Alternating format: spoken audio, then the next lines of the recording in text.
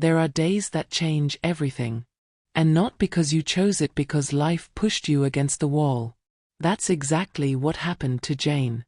A woman who had spent her entire life by her husband's side, building a family, believing in love, in bonds until, on the hardest day of her life, her whole world collapsed.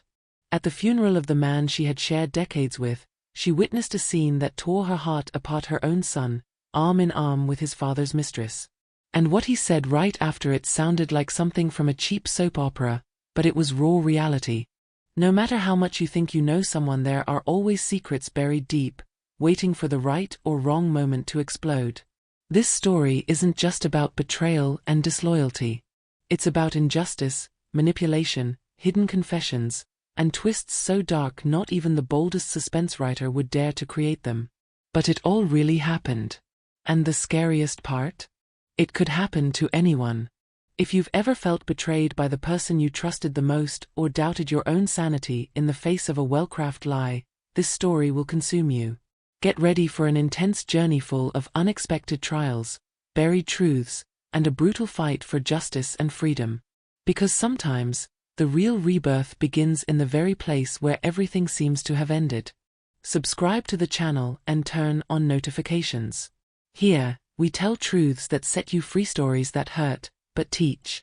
The cutting silence of the funeral was broken by firm, cold footsteps.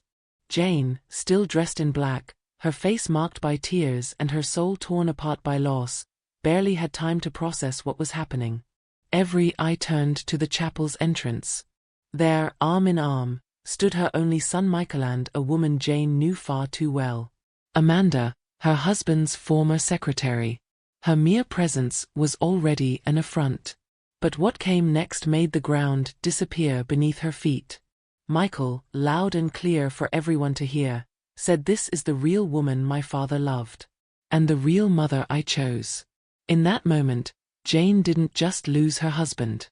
She lost her public dignity, her son's support, and what was left of her sanity.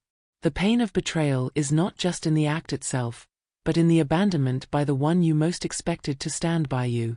Jane looked into her son's eyes, searching for the slightest trace of doubt, the tiniest spark of compassion. But all she saw was coldness. Pure ice. It was as if years of motherhood, sleepless nights, comforting hugs, wounds tended to, birthdays lovingly planned had been erased from his memory. Amanda, with a faint smile and eyes that pretended to be wet with tears, seized the stage she had never had. She wept for the crowd, but threw Jane looks of triumph. The scene could have been taken straight out of a bad drama, but it was real, raw, filthy. The kind of humiliation the soul feels far more deeply than the body can endure. People, shocked, whispered like crows hungry for tragedy. Some tried to comfort Jane, but most just watched. Curious, silent accomplices of someone else's downfall.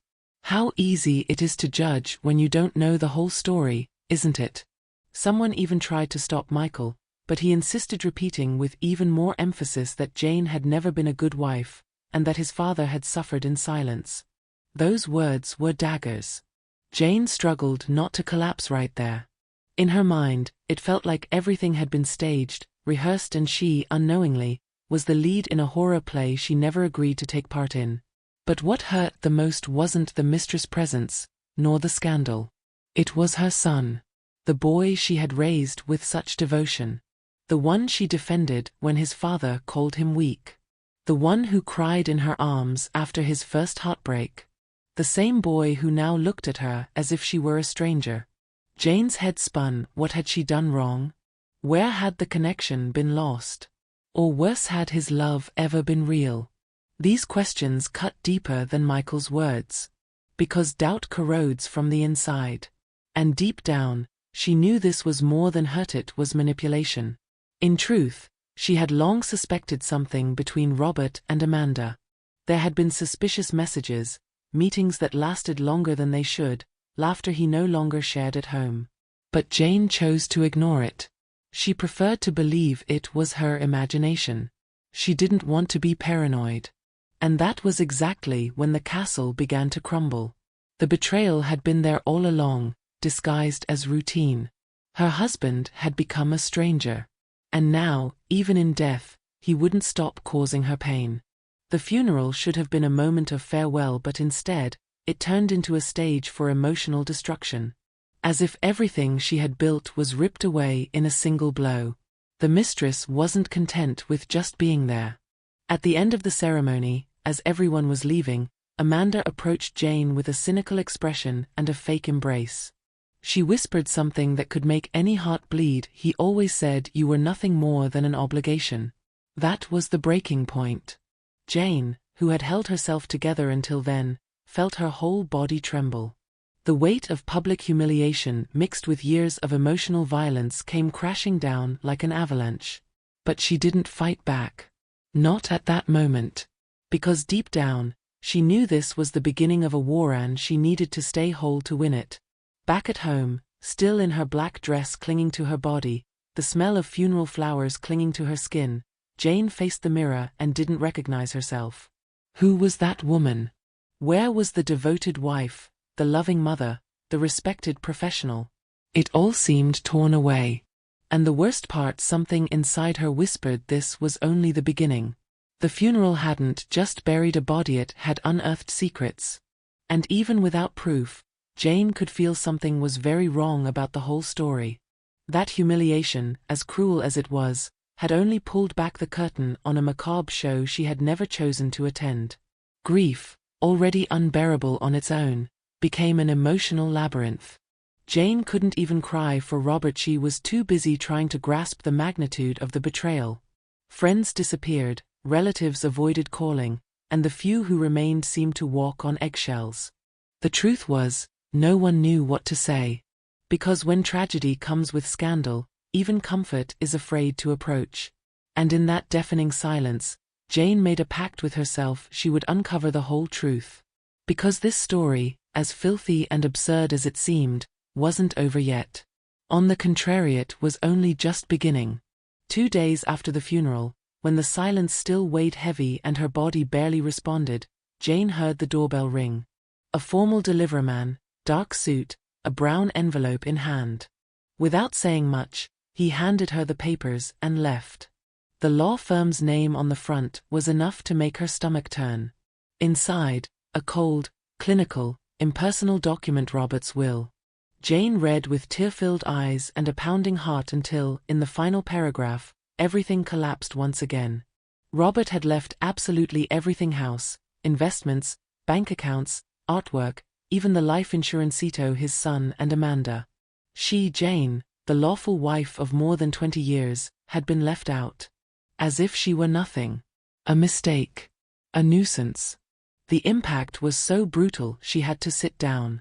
How could anyone have the courage to erase an entire life like that? The document stated that she had already been compensated in life, a cold legal phrase that struck like a slap in the face. The sense of injustice was suffocating. Even without proof yet, Jane felt in her chest that this was just another piece of a filthy game. It wasn't only about inheritance, it was about value, recognition, dignity. It was as if Robert had carefully prepared in advance to erase her from the story. And the cruelest part, he had used their own son as his instrument. Michael already knew. And he said nothing. The news spread like wildfire. Friends, neighbors, even colleagues started whispering. Some wondered what Jane must have done to deserve it. Others simply pulled away. And her son? Distant, cold, unreachable. He repeated, like a programmed robot, that his father knew exactly what he was doing. Those words shredded Jane's heart. It wasn't just about losing her husband and her home, it was about being treated like an imposter. As if she had lived a lie all along. And in a way, she began to doubt everything. Had that man ever truly loved her? Or had she always been just a useful piece, discarded the moment she no longer served? The house she lived in no longer belonged to her. The lawyer was clear: she had a deadline to leave. Amanda, now a legal co-heir, had already filed a request to have the assets appraised. Every corner of the house turned into enemy territory. The couch where she and Robert had watched movies, the piano he had bought for her birthday, the paintings they had chosen together on trips, everything would be sold, divided, passed on to other hands. Home became inventory. Memory became merchandise. And Jane? She was nothing more than an obstacle to be removed efficiently. This wasn't just betrayal, it was legal humiliation. Jane tried to fight back. She sought legal support. But without concrete evidence, the will was valid. Robert had planned everything in advance. As if that weren't enough, the attached documents revealed a gradual transfer of power done with time, strategy, and cold precision. He had signed everything as if he already knew he was about to die. Every clause of the will landed like a calculated blow. And most disturbing of all, everything was legally perfect. It was almost as if he had planned his own death as a final strike to leave Jane without ground, without a roof, without an identity. The feeling of helplessness was overwhelming. Jane, who for so long had organized the household finances and cared for every little detail, now found herself excluded from every decision. She tried speaking to her son, but Michael only gave curt answers and a distant stare. He seemed hypnotized, as if repeating a script fed to him. It was obvious someone was pulling the strings behind the scenes. And Jane knew Amanda was only the visible tip of the iceberg. There were others involved. And she needed to find out who. Even in the midst of her pain, Jane decided she would not back down. That cruel disinheritance, no matter how airtight it looked, had hidden cracks and she would find them. She began digging through old folders, files, notes tucked away. Anything that might explain why Robert had done this. And in the middle of that painful dive into the past, she stumbled upon something. An old book, its yellowed pages out of place among the rest. When she opened it, she realized it was the beginning of something new. Robert's diary. Hidden. Filled with his handwriting. Inside it, perhaps, were the answers she had been searching for. As much as her heart ached, Jane knew this discovery could be the key to turning the tables. The will had been the lowest blow, but maybe he had left behind traces. And if he had, she would follow them to the very end.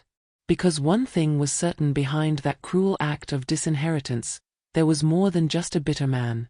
There was a web of lies. A carefully constructed manipulation. And maybe, if she could prove it, justice would finally start to appear on the horizon. The diary was covered in dust and hidden among books no one had touched in years. Jane found it almost by accident while sorting through the few belongings she could still call her own. The notebook had a worn leather cover, and though the pages were yellowed, they were still firm. What struck her most was the scent. The same cologne Robert used to wear when he still cared about being noticed. With trembling hands and a racing heart, she began to read. And what she found there wasn't just a diary. It was a continuous confession, written in detail, with dates, names, amounts, and feelings he had never dared to say out loud. From the very first pages, Jane read words that felt like they had been pulled from the script of a betrayal. Robert wrote about his ego crises, his constant feeling of being in second place, his envy of her career, and how he started using Amanda as an escape. He didn't love her, not truly. The relationship was built on convenience, on mutual manipulation. Amanda fed his pride, and in return, he promised her a life of luxury. But the most shocking part was how he wrote about Jane. He described her as too strong, too difficult to control, and therefore someone who needed to be slowly discredited. As if he were writing a manual on emotional destruction. The entries were frequent, almost daily at times. Robert detailed conversations with their son, strategies he used to plant doubts in Michael's mind, even moments where he intentionally provoked fights to twist reality. He had built an entire narrative where Jane was the villain. And little by little, he convinced Michael of it. Today, he listened to me. Said he's tired of his mother always playing the victim, Robert wrote in one entry. That sentence shattered Jane. To see in his own handwriting how her husband had poisoned their son against her was worse than any legal blow. It was betrayal with a cruelty sharper than any knife. But that was only the beginning. As she read on, Jane uncovered even darker confessions. Robert described suspicious bank transfers, offshore accounts, the creation of shell companies. He named partners, mentioned meetings, and even cited Amanda as a front in several deals. This wasn't just a diary, it was an informal dossier. A map of $1 million fraud in progress. If something goes wrong, at least he'll have written it all down, he wrote 6 months before his death. That's when Jane began to understand he knew he might die. And maybe this was his way of protecting himself, easing a guilty conscience. Between the pages, Jane discovered envelopes stuffed with copies of bank statements, photos of signed contracts, even receipts of deposits made in the names of people she had never heard of. The complexity of the scheme was staggering. Even more disturbing was the way Robert wrote about it with ease, almost pride. As if it were just another business venture. There was no remorse. Only arrogance. He felt in control. And to keep that control, Jane had to be eliminated, not physically, but socially, emotionally, financially. The diary revealed that his betrayal hadn't been just marital. It was a complete strategy of destruction. Jane began copying the most important pages. She knew that with this material, she could start building a defense. But fear lingered. Because having those pages in her possession meant she was stepping onto dangerous ground. People who deal with schemes that size don't take kindly to exposure. Still, something inside her screamed she had to move forward. For her dignity. For her son. For the truth. She spent sleepless nights rereading, highlighting passages, organizing everything in chronological order. Each paragraph was like a puzzle piece, and slowly, the bigger, darker picture was beginning to take shape. Even so, part of her still hesitated. As much as she despised what Robert had done, he was still the father of her child.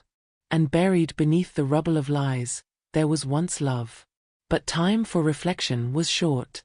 A new summons had arrived. She had 15 days to vacate the house. Amanda and Michael were moving quickly, determined to erase everything before Jane could react. And now, with the diary in her hands, she had one chance. It wasn't enough to prove anything yet, but it was a start. The first thread of truth. At the very end of the notebook, Robert had written a line that echoed in Jane's mind for days: the truth, sooner or later, always finds the one who tried to bury it.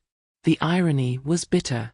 Because now, that was exactly what Jane intended to do: expose the truth. But she needed more. She needed undeniable evidence. She had to prove she wasn't complicit, that she had been the victim. That behind that cruel will and merciless manipulation, there was a much larger criminal plan. The diary had opened her eyes. And more importantly, it had reignited her will to fight. Jane never imagined that one of the biggest obstacles she would face would be her own son.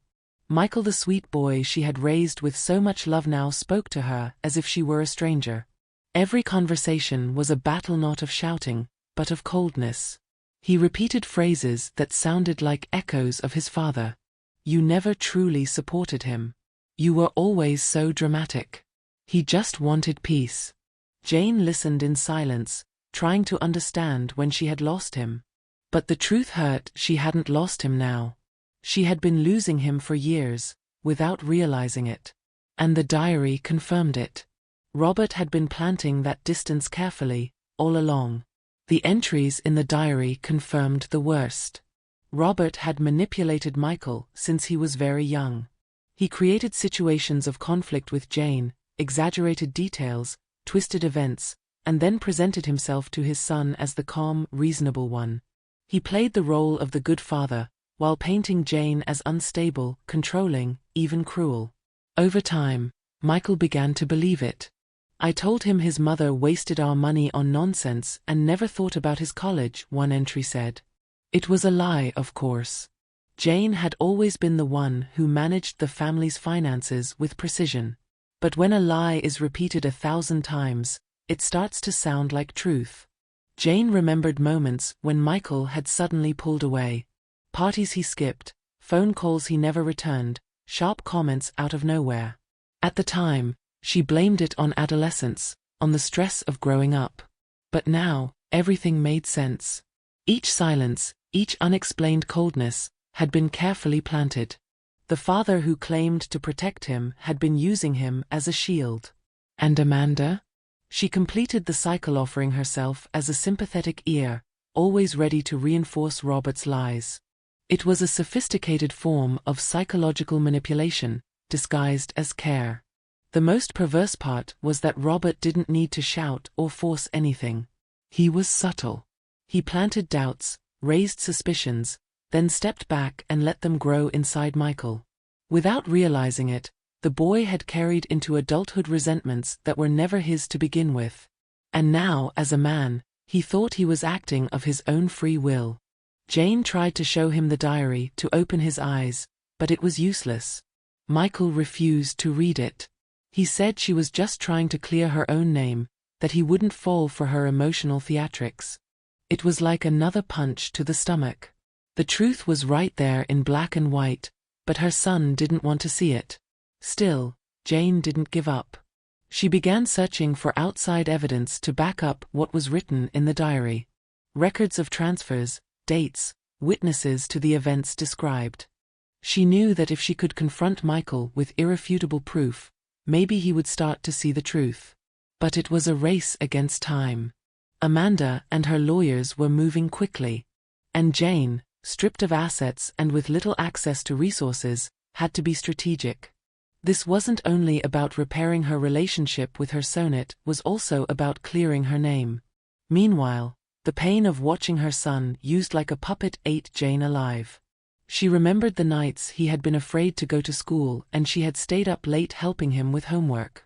She remembered his smile the day he got his first car, the way he hugged her every night before bed, even well into his teenage years.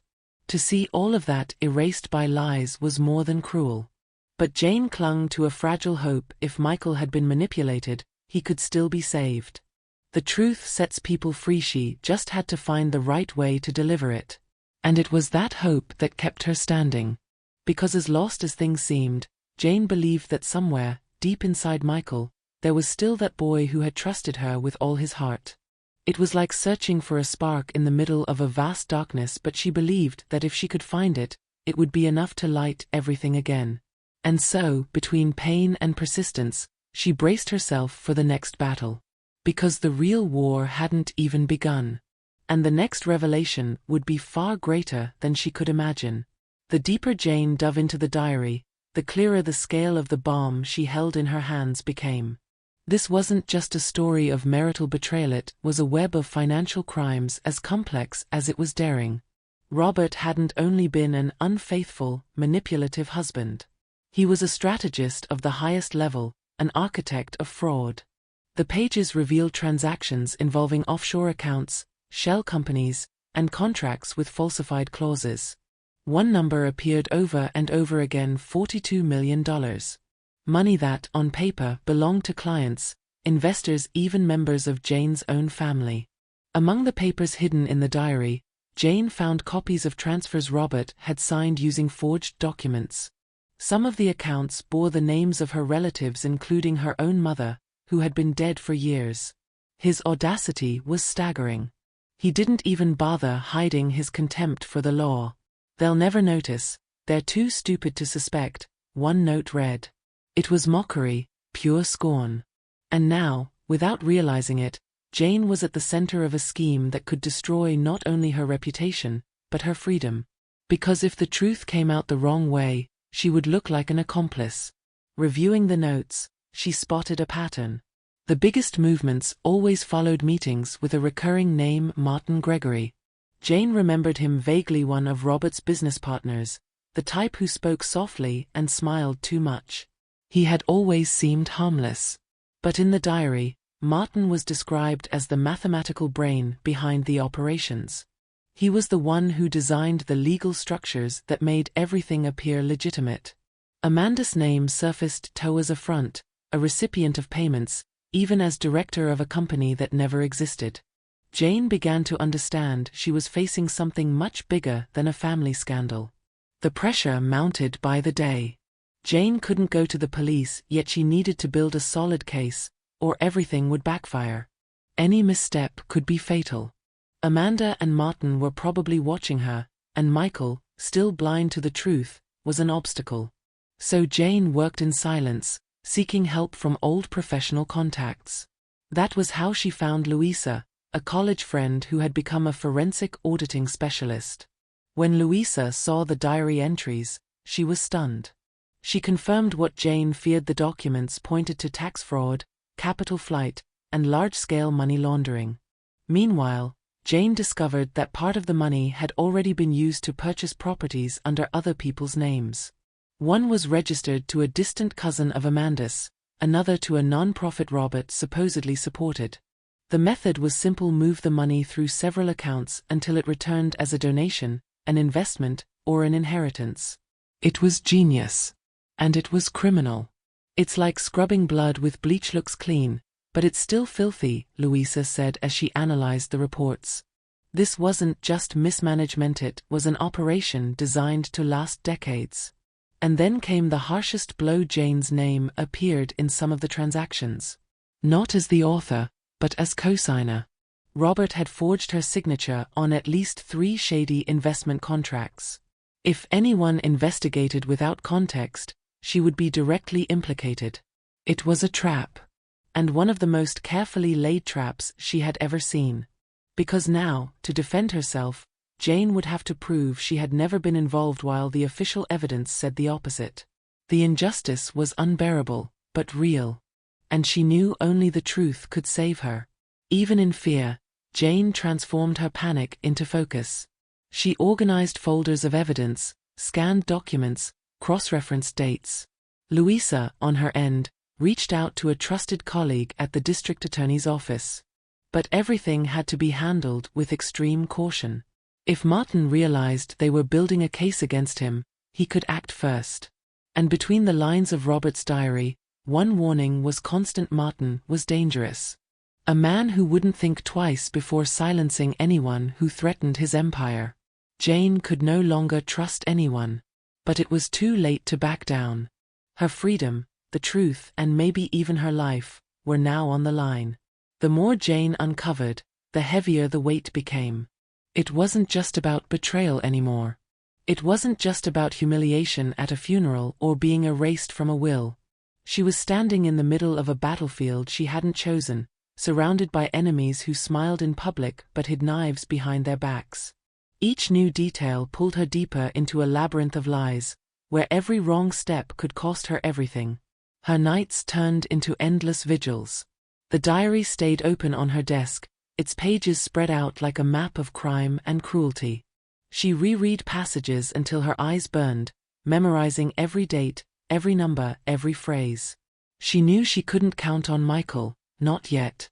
But a part of her still whispered that one day, when the truth came crashing down, her son would have no choice but to see. Amanda's presence grew more suffocating by the day. She had started showing up at the house more often, inspecting rooms as if she were already the rightful owner. She spoke to Jane with false politeness, her words coated in venom. "Don't worry, we'll take care of everything. You should focus on moving on." Each phrase was a dagger delivered with a smile. Jane, outwardly calm, burned inside. But she didn't react. Not yet. She stored every insult, every condescending glance, as fuel for the moment she would strike back. Outside, the whispers grew louder. Neighbors looked at her differently, as if the scandal had stained her skin. Some pitied her, others judged. Few dared to speak to her.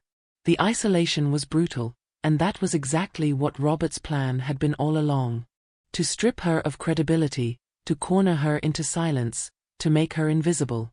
But what he hadn't foreseen was that Jane, stripped of everything, had nothing left to lose. And a woman with nothing to lose is the most dangerous kind of enemy. Step by step, Jane and Louisa began to piece together the puzzle. They found inconsistencies in dates, traced hidden accounts, and even located witnesses Robert had mentioned in his notes. Each finding brought both relief and terror. Relief, because the truth was finally within reach.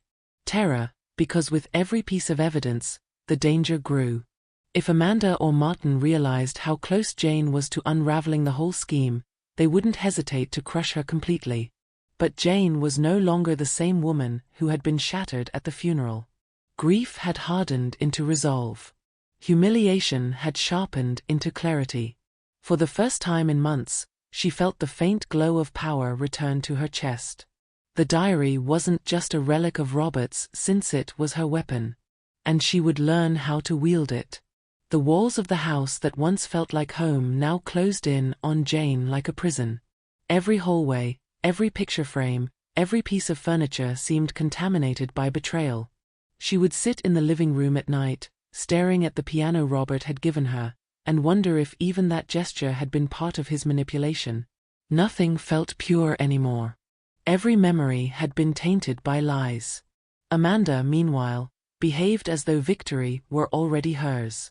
She paraded around the neighborhood, her arm hooked through Michael's, flashing smiles to curious neighbors, playing the part of the grieving widow's replacement. To anyone who didn't know the truth, she looked untouchable. But Jane, with the diary hidden away, knew Amanda's perfect image was nothing more than a mask stretched over rot. Michael's coldness cut deeper with every encounter. He avoided her eyes, spoke in rehearsed lines, and treated her as though she were an intruder in her own life. Jane's heart broke over and over, but she forced herself to stay strong. She couldn't let emotion blind her now. Robert had spent years planting poison in their son's heart. Undoing that wouldn't be quick. But she had faith that when the truth surfaced, the cracks in Michael's loyalty to Amanda would begin to show. Days blurred into nights as Jane and Louisa worked in secret. The files grew thicker, the evidence stronger. They traced the money trail to properties, to hidden companies, to bank accounts under names that didn't exist. The fraud was massive, sprawling across borders and involving people Jane had never imagined. And yet, in every detail, Robert's hand was there, precise, calculated, merciless. Still, Jane could feel the danger closing in. Anonymous phone calls began late at night, breathing on the other end, silence heavy enough to chill her bones. A car she didn't recognize parked outside her house for hours, engine off, lights out. Once, while walking back from the grocery store, she swore she saw someone following her. The world around her had turned hostile. And she understood Amanda and Martin were watching. They knew she was digging. The fear was real, but so was her determination. She had been humiliated, stripped of her dignity, betrayed by her husband, abandoned by her son. And yet, she refused to break. Each page of that diary was a reminder that Robert, in all his arrogance, had underestimated her. He had left behind the very evidence that could destroy everything he had tried to build. Jane tightened her grip on the worn leather cover. She didn't know how long she could keep this war quiet, or how far her enemies were willing to go to silence her. But one truth pulsed through her with every heartbeat: she would not stop. Not until every secret was dragged into the light. Not until her name was cleared. Not until the lies that had stolen her life were torn apart, one by one. And with that vow burning inside her, Jane prepared for what was coming. Because the storm had only just begun. With every new discovery, Jane felt more anger, more strength, more thirst for justice. This blow wasn't only against her, it was against entire families, clients who had trusted, elderly people who had lost their savings, even her own relatives who had no idea they were being used. What began as a marital tragedy now revealed itself to be a bomb of national scale. And Jane, by a twist of fate, was the only one holding the complete map in her hands. The fraud was monstrous. But now she had a purpose. It was no longer just about clearing her own name. It was about bringing everything into the light. And this was only the beginning. The warning came like a punch to the stomach. Jane had 48 hours to leave the house. A court officer, polite but cold, handed her the eviction order signed by a judge. Amanda had filed for repossession of the property based on the will.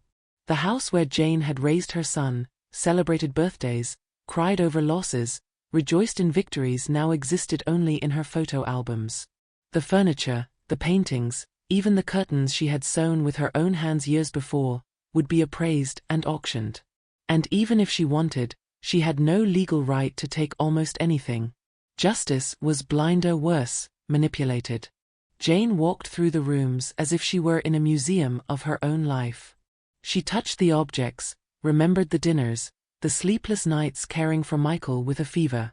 And now, all of it would be claimed by Amanda. The mistress. The usurper.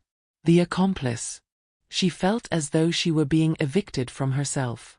But she didn't shed a single tear. Because now she knew every emotion had to be rationed. This wasn't the moment to collapse, it was time to plan.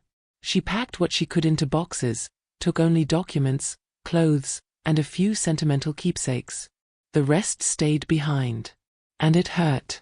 But it stayed. With Louisa's help, she found a small temporary apartment in a modest neighborhood.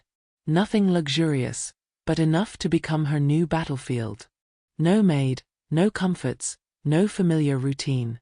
But she had a new weapon: clarity. For the first time in years, Jane was free from the fog of emotion. She knew she would have to rebuild everything from scratch, but now with vision. And, above all, with purpose. The injustice she had suffered would become fuel. What had been stolen from her would be reclaimed, even if by force. And in the process, she would discover a strength she had never imagined she possessed. The days that followed were brutal. The physical move was only part of the pain. The social abandonment, the emotional isolation, the weight of whispered accusations crushed her. She received cold calls from relatives asking what really happened, and silent messages from friends who preferred to disappear. Only Louisa remained firm, helping with the investigation. And still, Jane refused to fall. She began writing everything down, building a timeline of events, cross-referencing dates, sorting documents. Every box she had carried from the old house became a war archive. It was no longer about comfort, it was about justice. One night, exhausted, she opened a bottle of cheap wine and reread a line from the diary: "If everything collapses, she'll vanish on her own." It sounded like a prophecy. Robert had been certain she wouldn't withstand the fall. But he was wrong. Jane wasn't just standing, she was more determined than ever. She knew the evidence was piling up. And more than that, she felt that the truth was beginning to gain weight. The injustice of being forced out of her own home hadn't destroyed her, it had refined her. And now, she had something Amanda and Martin could never buy: courage. Even with everything against her, Jane began to build her base of resistance. She used the kitchen table as an office, and every corner of the apartment turned into a mini-archive. Louisa brought her an old refurbished laptop, and there, the pieces of the puzzle began to take shape. The deeper she investigated, the clearer it became that Robert, Amanda, and Martin had used dozens of people as pawns on a chessboard. What began as a personal tragedy was now, undeniably, a financial conspiracy. And as absurd as it seemed, Jane was the only one who had the complete picture. One afternoon, while opening an old box, she found a forgotten planner. Inside were Robert's notes, travel dates, contact names, even account numbers. The kind of thing a lawyer would call circumstantial evidence, but for Jane, it was pure gold. With it, she and Louisa connected the dots between asset transfers, false names, and the diary's documents. Yes, the house had been taken from her. But unknowingly, Amanda and Martin had left behind enough clues to turn the game. By expelling Jane, they had left traces scattered everywhere, traces strong enough to tip the balance. That night, as she looked out the window at the city's lights, Jane realized something: being forced out of her house was the worst and best thing that could have happened. Because it was there, in that exile, that she was reborn. The house she lost was just a structure. What she gained now was a mission. And with each passing day, her certainty grew: they had made a mistake in underestimating a betrayed, humiliated woman determined to prove the truth. And when that truth began to surface, there would be no rug big enough to cover all the filth. It was an ordinary morning in the new apartment when Jane heard loud knocks at the door. 3 agents, badges out, court order in hand. They were there to collect testimony and seize documents related to a tax fraud investigation. Jane froze. At first, she thought it was another step in the case against Amanda or Martin. But no name on the warrant was hers. She was officially under investigation as a suspect. The woman who could barely pay her rent was now being seen by the justice system as a key figure in a scheme worth millions. The officers were polite but direct. They wanted to know why her name appeared as a cosigner on accounts linked to shell companies. Jane tried to explain. She showed part of the diary, spoke of the forged signatures, mentioned Robert's manipulations. But at that moment, it was her word against documents. And the documents false, but legally valid until proven otherwise, were stacked against her. The feeling of injustice was suffocating. After losing her husband, her son, her home, now she carried the weight of an accusation that could destroy her completely. Jane knew any misstep, any poorly chosen word, could make things worse. Louisa advised her not to go into detail without legal backing. But that only heightened the anguish. To be treated as a suspect when she was in truth a victim was a cruel punishment. The system seemed to be on the wrong side, blind to truth, guided only by forged papers. And the worst part was knowing that, to most people, where there's smoke, there's fire. Neighbors stared. Some friends cut ties. Isolation became an emotional prison. And the fear of prison, all too real. Louisa managed to contact a seasoned criminal lawyer, Enrique, experienced in white-collar cases. After reviewing the documents, he confirmed the signatures were clearly forged. But proving it would require technical expertise, time, and access to sealed records. The investigation was moving quickly, fueled by an anonymous tip, and Jane had no doubt who had sent it. Amanda and Martin were tightening the noose. They wanted to destabilize her, to force a mistake, to make her retreat. But Jane took a deep breath. This was where the war shifted tone. During questioning, Jane was bombarded with questions about dates, trips, meetings she had never attended. And with every denial, the investigators' suspicious stares grew sharper. It was a dangerous dance. One misstep and she could be formally indicted. But with Henrique's help, she built a solid line of defense, proof she had been elsewhere on the cited dates, records showing she never had access to the accounts, and most importantly, the beginning of evidence that her signature had been forged. It was still not enough, but it was enough to keep the investigation in its preliminary stage. What hurt the most was realizing that, in the eyes of the law, she was just another name on a paper. Her history, her pain, her innocence didn't matter. Only what could be proven mattered. And at that moment, the documents were in the enemy's control. Still, Jane refused to be a passive victim. With Louisa and Enrique, she intensified the collection of evidence. She dug through old emails, recovered deleted conversations, cross-checked digital files. Every new detail became part of her defense and a direct threat to the real culprits.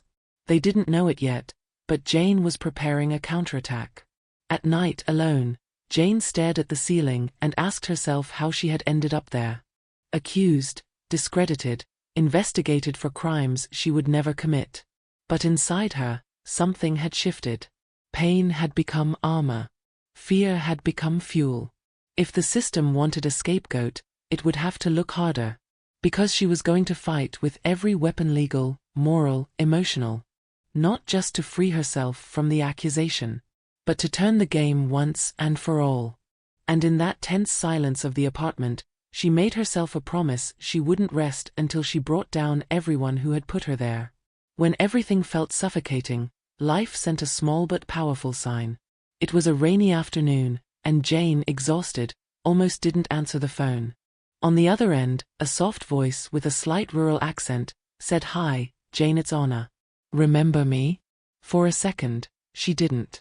But it was an old friend from school, someone she hadn't spoken to in over 20 years. Anna had seen a local news clip about Jane being investigated and, instead of judging, called. "I know this isn't you. And if you'll let me, I want to help." The call became coffee. Coffee became a long conversation. Anna wasn't just a friend from the past, she was a certified forensic accountant, with experience in high-level audits. When she heard what Jane was facing, her eyes lit up. This is much bigger than it looks. And it can be dismantled. The next day, she showed up at the apartment with a laptop, a portable printer, and a determined gaze. Anna joined Louisa and Enrique, forming an unlikely but powerful team. For the first time in weeks, Jane felt she wasn't alone. The pain still existed, but now it was shared. Honor began combing through the documents. While Jane brought evidence from the diary and Louisa mapped the legal angles, Honor organized everything with technical precision. She analyzed financial movement patterns, mismatched dates, discrepancies between public records and documents signed by Jane. And it didn't take long for her to find the first bombshell: a transaction supposedly involving Jane executed from an IP address outside the country, at the exact time she was at a documented medical appointment. It was proof that someone had been acting in her name and she had a perfect alibi. Meanwhile, the official investigation continued to advance. Jane was still formally listed as involved in the process, but she was now submitting contesting documents. Enrique filed each new piece of evidence carefully, and the prosecutor in charge began to look at her case differently. What had once seemed like a simple fraud now appeared to be part of a much more sophisticated conspiracy. And all thanks to the trio's meticulous work. The help that had arrived unexpectedly was, in practice, Jane's only real chance of leaving the nightmare with her reputation intact. One night, while reviewing documents spread out across the living room floor, Honor uncovered something even more revealing: a pattern of movements in 3 different accounts, spaced exactly 17 minutes apart. It was a type of flash laundering, a technique used to hide the origin of illicit money. And more, the account holders' names were suspiciously similar variations of Martin Gregory. "He's clever, but he left fingerprints," Honor said with a slight smile. That was the thread they needed to pull. And from there, everything began to make even more sense. They were no longer fumbling in the dark, they had direction. With Honor's network of contacts, they reached a former employee of one of the banks involved in the scheme. Under anonymity, he confirmed there had been pressure to validate documents without the account holders present. And more, he mentioned that Amanda frequently appeared claiming legal representation through suspicious powers of attorney. With each conversation, more pieces fell into place. The puzzle that had seemed impossible now had shape. And for the first time, Jane glimpsed a real chance not only to prove her innocence but to flip the game. The bond among the 3 women grew stronger by the day. Jane, Louisa, and Honor became sisters-in-arms. They laughed together over spreadsheets, supported each other through breakdowns, shared what little they had. It was no longer just about justice. It was about sisterhood, about rebuilding, about showing that even in the harshest falls, an unexpected hand can reach out. Jane learned to trust again, to open space in her heart for something she thought she had lost hope. And even though the enemy was still free, she knew with these women by her side, anything was possible. And so, with evidence mounting, allies rising, and the truth beginning to surface, Jane braced herself for the next phase of the battle. She knew the most dangerous confrontation was still ahead. But now she had what she had lacked since the beginning: strength, strategy, and a loyal support network. Because sometimes, what saves an entire life is the help that arrives when you least expect it but at the exact moment you need it most. Michael appeared without warning. No text, no call. He knocked on the door of Jane's small apartment with a strange look, tired, unsettled, like someone who had just woken from a nightmare. Jane hesitated before opening. But something told her this moment was different. And it was. In a low, almost broken voice, Michael said, "Mom, I need to show you something." In his hands was a worn black folder. Inside was the content of a safe Robert had kept hidden in his office, a place Jane had never been allowed. Michael had stumbled upon it while organizing his father's things. And what he found turned everything upside down. Inside the folder were several DVDs, flash drives, contracts, and a letter. The handwriting was Robert's. "If you're reading this, then I failed." That was how it began. And the rest was even more shocking. Robert confessed everything: the fraud, the manipulation, the forged documents, and most importantly, he stated clearly that Jane was innocent. "I used your name, your signature. I thought I could protect you in the end, but maybe I only made it worse." The letter was a delayed bomb of truth. And for the first time, Michael saw his father for what he really was: a brilliant manipulator, but utterly corrupt. The videos were even more devastating. In one, Robert sat with Amanda, mapping out money laundering strategies and laughing about how Jane will never notice a thing. In another, he spoke with Martin about covering the tracks and mentioned using the boy to keep the facade. Michael had watched it all. Alone. In silence. And that was what broke him. To see the truth laid bare, to hear his own name used as part of a filthy plan, cut him deeply. For the first time in months, he looked at his mother with shame. And he asked for forgiveness. Jane, though shaken, held her son in her arms. It didn't erase everything he had said or done. But it was a start. Reconciliation would take time, but at that moment, the most important thing was that he finally saw the truth. With that material in hand, everything changed. Enrique, the lawyer, could hardly believe it. The evidence was irrefutable. Robert's confession, even posthumous, carried legal weight. And the videos? They were pure dynamite. Amanda and Martin, who until then had felt safe in their crafted narrative, were about to see their castle of lies collapse. With the new material, Enrique filed a motion to attach everything to the case. And more, he immediately requested a reassessment of the investigation against Jane. The prosecutor, upon receiving the files, was stunned. "This completely changes the focus of the case," he said. In less than 48 hours, Jane went from suspect to key witness in one of the region's largest financial scandals. And more importantly, backed by the letter and the videos, Michael agreed to testify, admitting that he had been manipulated by his father and that his mother had always been kept in the dark. The turnaround gained momentum. Local press, which had once painted Jane as the socialite involved in fraud, now told the story of the wronged woman who uncovered an empire of lies. Jane, though unwilling to seek the spotlight, knew the exposure was necessary to pressure the authorities. It was the only way to ensure Amanda and Martin couldn't walk away with slick lawyers. Every move was calculated. Enrique and Luisa worked the legal front. Anna refined the reports. Michael, finally, stood on the right side. And Jane rebuilt herself with the resilience of a tower that had survived an earthquake. The fear still lingered. Amanda and Martin were dangerous. No one knew how far they would go to protect themselves. But Jane wasn't alone anymore. The truth was on her side and it was beginning to roar. What once looked like a destiny sealed by injustice was now a story of resistance. Robert's confession, ironic and late, became the spark that set everything in motion. And now, with justice within sight, Jane prepared to face the true villain of the story, the man who had orchestrated everything behind her husband. Martin Gregory. Martin Gregory's name, once hidden in Robert's shadow, now stood out. In the videos Michael had found, he appeared clearly plotting, planning, laughing. It was obvious he hadn't been just an accomplice. He was the mastermind. Robert, with all his ego, had also been manipulated. Jane now understood that Martin was the true architect behind the million-dollar fraud. Calculating, discreet, almost invisible. And that was precisely what made him so dangerous. He had spent decades weaving a web of corruption that entangled banks, companies, even politicians.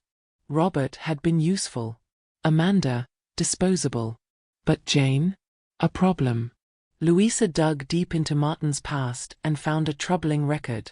He had been investigated for similar frauds before, but always slipped away. He used others as shields, built legal barriers, paid to make evidence disappear. A true ghost. But now, with Robert's videos and documents,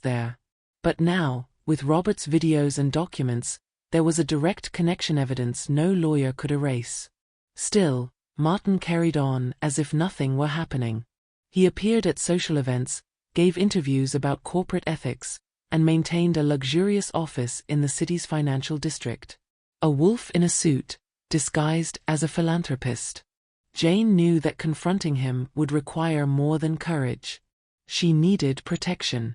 Enrique filed a formal request for temporary security detail for her and Michael. The prosecutor authorized it without hesitation. Martin had resources for everything, including intimidation. And it didn't take long. Within a week, Jane received a strange call, The voice distorted, "You have no idea who you're dealing with." It was a warning. A clear message. But this time, she didn't shake. She recorded the call, handed it over to the authorities, and strengthened her resolve. The enemy was real, but now she was ready to face him. Meanwhile, Anna tracked Martin's recent financial movements. She uncovered an attempt to transfer assets abroad using the name of a company that had already been dissolved. It reeked of desperation. He knew the walls were closing in. Enrique presented these findings at a preliminary hearing and succeeded in having Martin's assets frozen. It struck his pride. For the first time, the untouchable had been touched. And his response was swift. Rumors began circulating that Jane was making everything up out of revenge. The old tactic of discrediting the victim.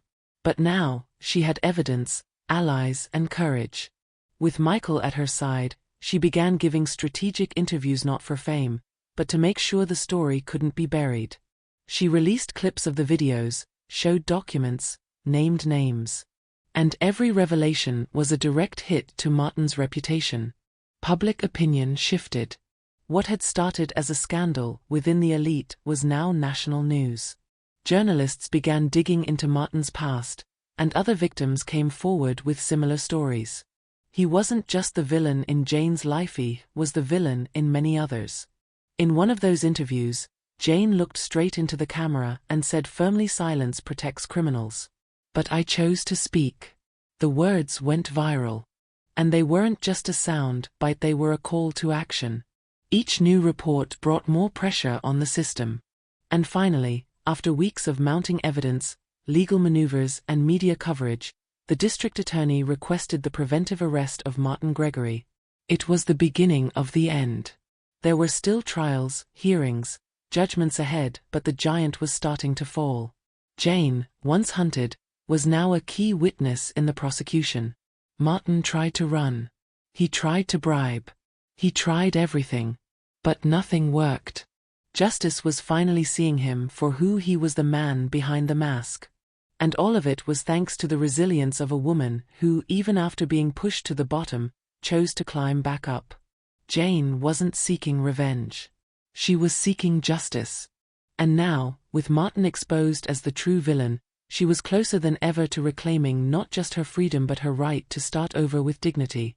The fight wasn't over. But the game had, without question, turned.